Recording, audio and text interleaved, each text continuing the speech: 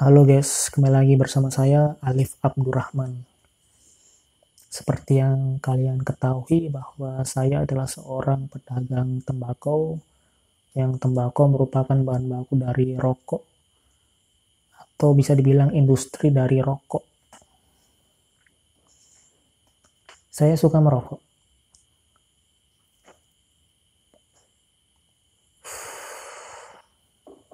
Dan menjadi sebuah fakta bahwa negara Indonesia dengan rokok memiliki hubungan yang sangat erat.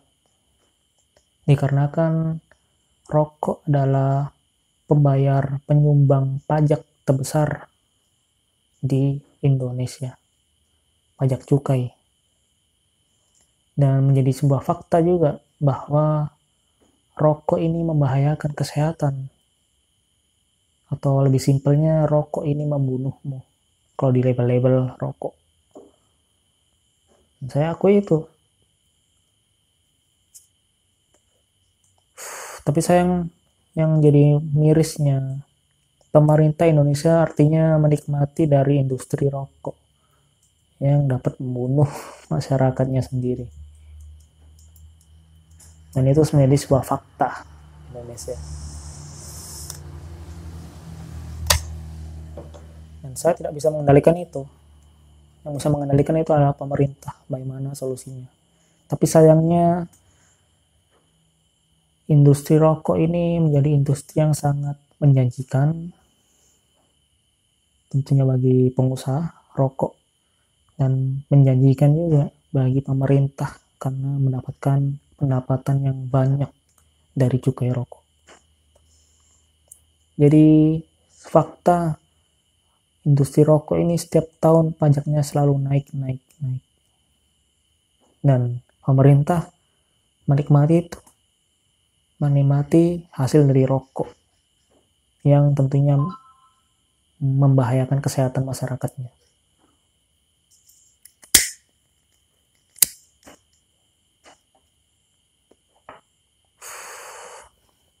Yang ini saya bicarakan di sini adalah tentang dari usaha saya.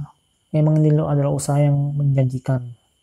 Dan dengan tembakau ini, orang kalau beli tembakau itu lebih hemat daripada beli rokok per bungkus yang dijual di toko-toko yang sudah jadi. Lebih hemat, lebih murah, dan lebih banyak intinya. Tapi yang jadi kendala, kita itu harus gulung sendiri.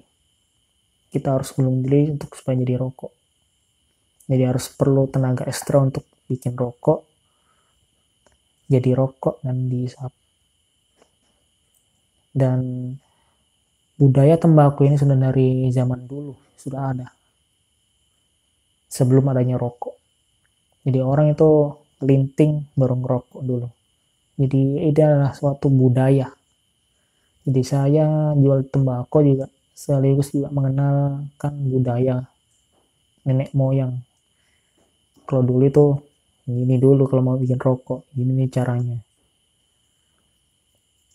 Dan tentunya sekarang ini industri rokok, terutama di rokok-rokok besar, yang dimana pajaknya itu selalu naik setiap tahunnya. Tentunya itu akan mengakibatkan harga rokok sekarang itu mahal di mana-mana. Misalnya harga rokok itu udah hendak ngotak lah. Apalagi rata-rata gaji UMR orang Indonesia itu 3, 4, 5 jutaan. Apalagi masih beli rokok lagi. Dan rokok adalah pendapatan terbesar di Indonesia. Dan rata-rata 65% pria di Indonesia itu merokok. Yang menjadi fakta bahwa Indonesia adalah salah satu negara dengan perokok terbesar di dunia setelah Cina dan India.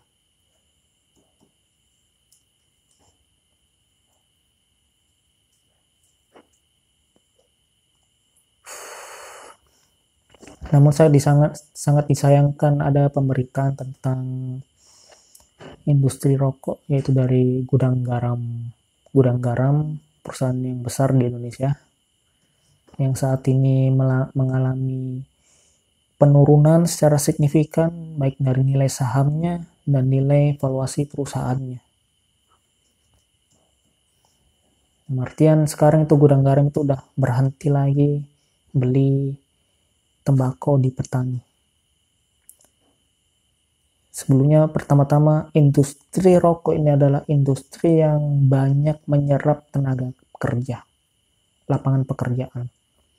Baik dari petani tembakau, ada pabrik tembakau, ada distributor, pabrik rokok, distributor, sama toko-toko kelontong yang menjual pedagang eceran lah, seperti saya.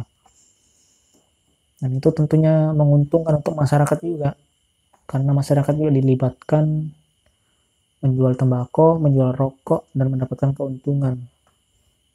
Sehingga menguntungkan petani, menguntungkan industri rokok, pemerintah, sama-sama untung. Tapi tentunya ini tidak didukung oleh pemerintah, yang dimana pemerintah kalau melihat rokok itu bisa diibaratkan sapi perah yang bisa diperas terus susunya sampai habis, sampai seperti halnya gudang garam. Gudang garam ini saya rasa terus mengalami penurunan dan potensi kebangkrutannya bisa terlihat jelas. Dan tentunya itu diakibatkan karena pajak yang selalu naik tiap tahunnya, dan yang kedua dikarenakan banyak beredarnya rokok elektrik vape yang banyak digemari anak-anak muda.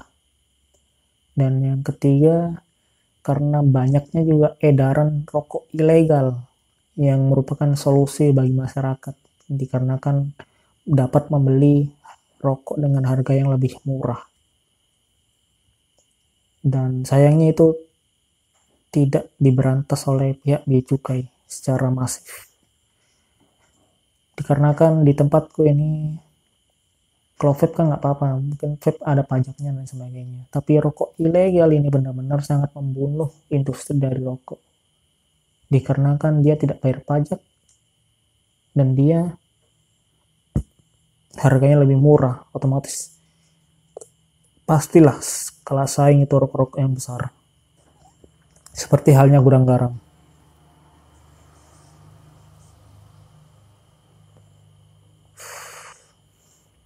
Dan saya mulai masuk ke bea cukai. Bea cukai selalu memeras industri rokok. Namun bea cukai tidak profesional dalam memberantas rokok ilegal. Seperti halnya yang saya rasakan per hari ini, dikarenakan semakin bervariasi dan banyaknya macam rokok ilegal yang beredar di tempat saya, itu menjadi sebuah tamparan buat pedagang tembakau seperti saya atau industri rokok. Daya belinya menurun daripada hari yang biasanya, dan tentunya itu sangat merugikan sekali, karena tembakau ini juga ada pajaknya, ada cukainya, walaupun rokok-rokok yang besar. Namun ini rokok ilegal tidak ada sama sekali pajaknya, dan dia dijual secara masif banyak. Dan tentunya masyarakat yang pilih yang lebih murah, yaitu rokok ilegal, daripada beli rokok yang terbungkus.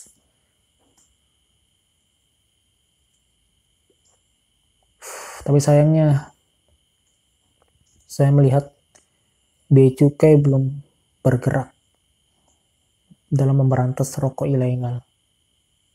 Dan respon dari bea cukai juga sangat beralasan, baik alasannya yang sudah jelas, sudah banyak rokok ilegal dijual, tapi masih belum bisa gerak. Mungkin ya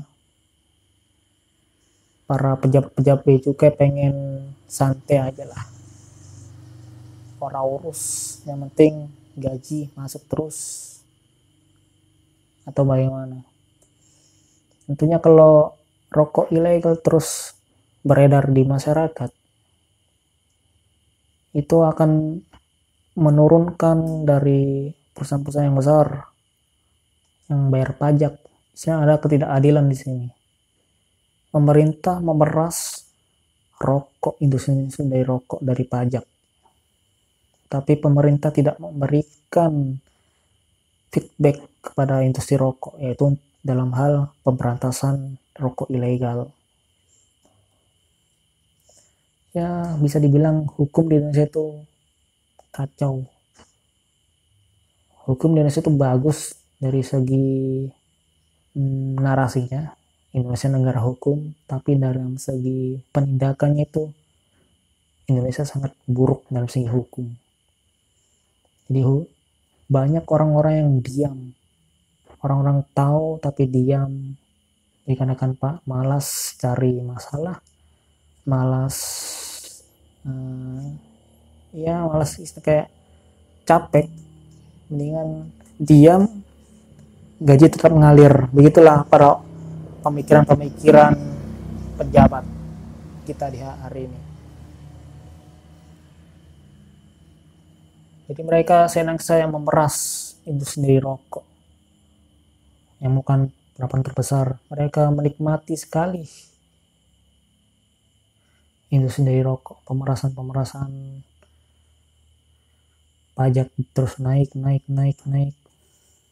Tapi pejabat-pejabatnya malah banyak yang korupsi, kerjanya nggak bener.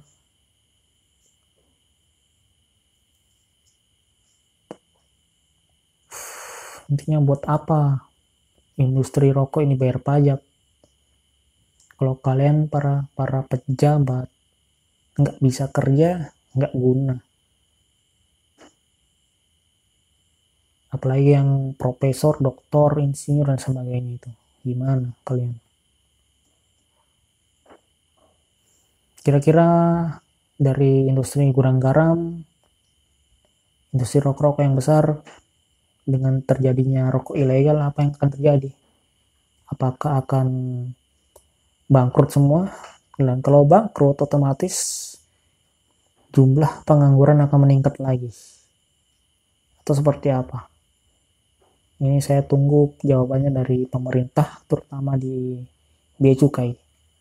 Sekian dari saya. Assalamualaikum warahmatullahi wabarakatuh.